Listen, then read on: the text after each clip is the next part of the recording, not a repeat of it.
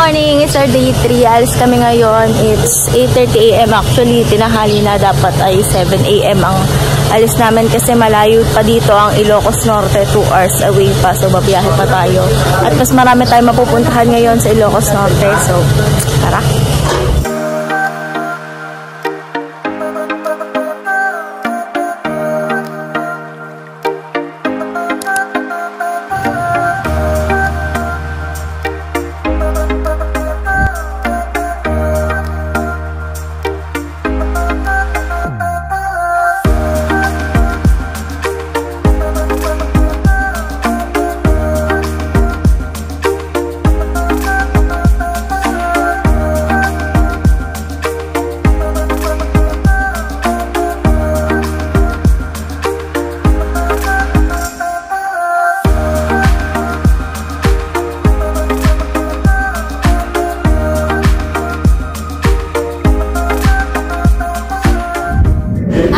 Tayo ngayon sa bahay ni Juan Luna. So, yun na yung pinakita ko sa inyong video. Maliit na yung bahay nila. Isa lang yung kwarto. At ito yung labasan. Tapos, ito naman is parang dasalan nila. Tapos, sa ganyan. So, yun. Tapos, ito na yung kanilang parang garden. And wishing well sa baba.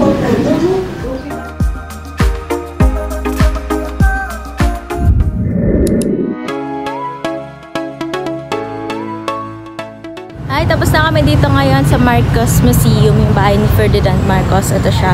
Ayan. Kaya lang bawal mag-video sa loob. So, mag-post o mag-i-snap na lang ako ng mga ilang pictures ko sa loob. Ngayon, sunod natin ay baka Malacanang of the North.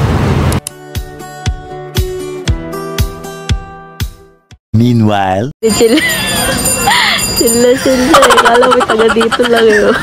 Parang tambay lang eh. Hi guys! Dito naman tayo ngayon sa Malacanang of the North. So ito yung parang pinaka-office nila dito sa Ilocos. Ayan, pasok tayo ngayon dito sa Malacanang of the North.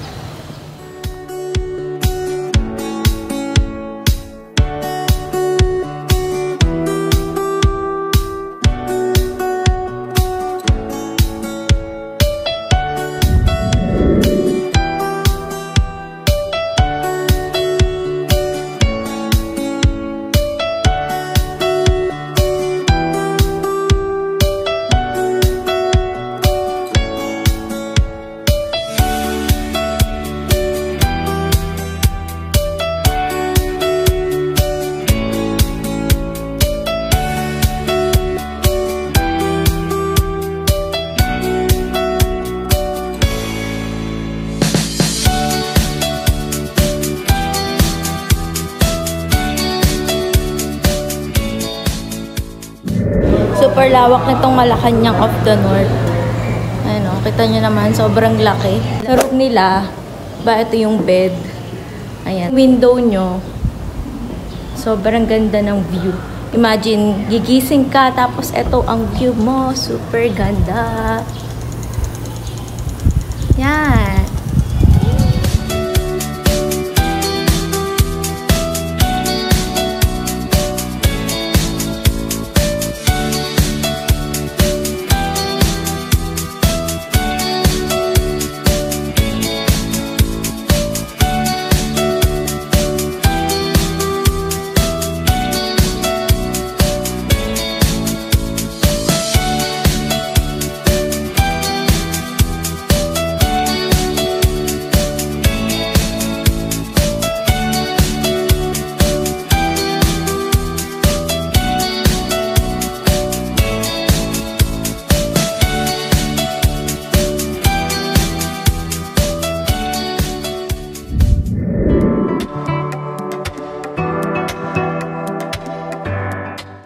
Hindi tayo ngayon sa Kapurpurawan Rock Formation. Kaya lang hindi na kami lumapit kasi ayaw ng mga oldies. Tinatamad sila gawa na malayo pa yung lalakadin siya.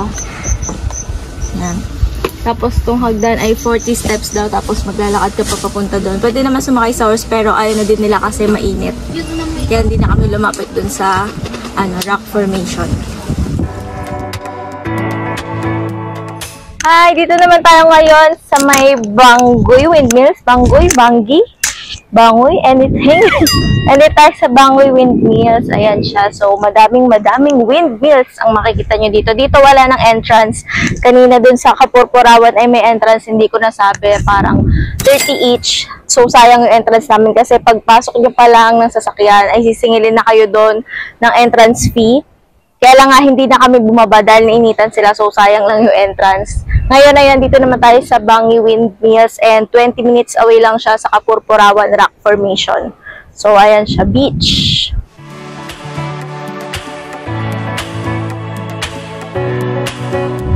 Hello, nandito naman tayo ngayon sa lighthouse. Ito yung lighthouse. Kaya hindi tayo aakyat kasi ayaw ng mga oldies. Ito yung pinaka-old yan, nakasombrero. Ayaw niya makyat ka dito lang sa baba. Pero yan na yung lighthouse. Tapos dito ay overlooking. Paakyat dito, meron mga tricycle. Ito yung tricycle. 10 pesos per person, paakyat tsaka pababa.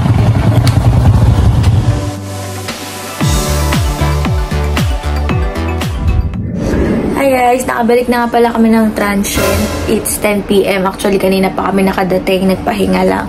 Kala namin lalabas pa kami pero hindi na, nagpahinga na lang kasi pagod din sa biyahe. Nakabalik kami ng Ilocos Sur, 7:30 PM. Umalis kami doon ay mga 5 PM sa Ilocos Norte. Dumaan kami ng sand dunes. Dapat magsa-sand dunes kami. Kaya lang, hindi na natuloy kasi biglang umulan. Waiting na kami doon. Sasakay na lang dapat sa 4x4. Bayad na lahat. Kaya lang, lumakas yung ulan. So, nirefund na lang namin. Then, dumiretso uwi na.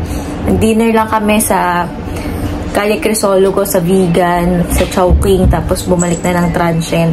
Madami din pala tayo napuntahan for today. 7 tourist destinations yung napuntahan natin. If I'm not mistaken, una yung Luna Shrine. Tapos, Malacanang of the North, Marcos Museum. Ano ba? Bangoy Windmills, Kapurpurawan Rock Formation. Tapos yung Lighthouse and last na yung Sand Dunes. So, parang ang bilis lang niya, lalo dito sa video pag napanood nyo. Kasi mga sumaglit lang kami doon. Pero, nag-start tayo 8 AM. Bumiyahe, tapos natapos kami. Ngayon, dumating kami dito sa Vegan ng 8 PM. So, parang ang bilis. Pero puro biyahe kasi dun sa norte. Madami silang mga tourist spots sa Ilocos Norte compare dito sa Ilocos Sur. Pero, puro biyahe. Halos mga 1 hour, ganun, or half hour. Kaya yan, pagod yung ating driver si Mondi. Tulog siya agad pagdating. Pati naman tong makulit dito. Kala mo naman pagod na pagod. Tulog din siya dyan.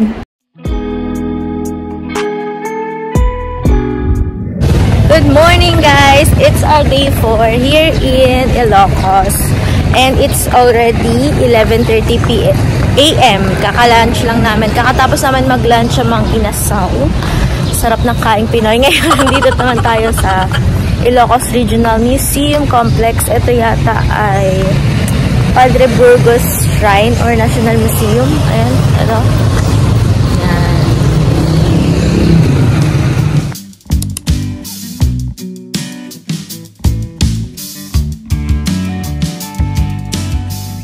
Ito pala yung Padre Burgos Shrine. Ayan. Bawal ulit mag-video sa loob kaya mag-i-stop na lang ulit ako ng pictures.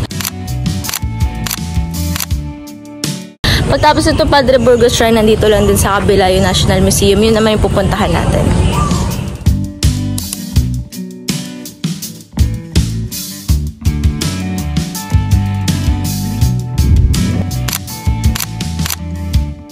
Bumili kami ng Dunkin Donuts and milk tea.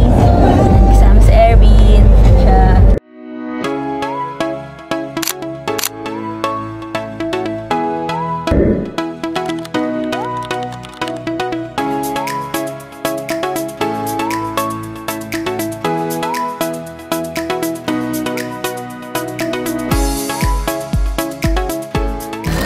Training, kakatapos lang namin mag-dinner sa Cafe Leona. Lakad kami dito sa Calle Crisologo pero muulan kaya wala gano'ng masyadong mga tao. Tapos wala din yung mga table sa labas kasi malakas yung ulan. Kanina pala after namin galing dun sa museum. Pahinga muna kami sa bahay kasi sumamba kami ng 6:45 PM. Then after na pumunta na dito para mag-dinner.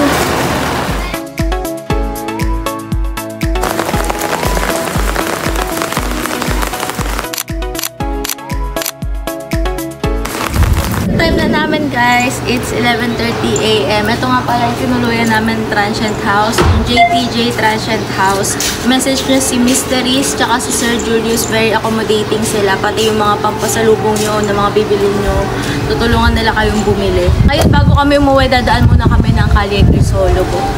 Ayan, so nag-aayos na kami ng mga gamit.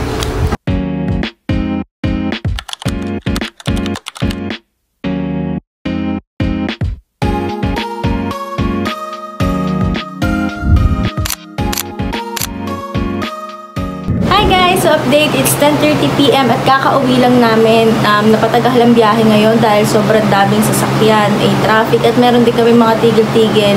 At nung nag-dinner kami ay parang 1 hour din kami napatigil, so napatagal. Dito ko na rin tatapusin tong video na to. I hope that you like this video, and if you do, please do share and like this video and subscribe to my channel. I'll see you on my next vlog. Bye!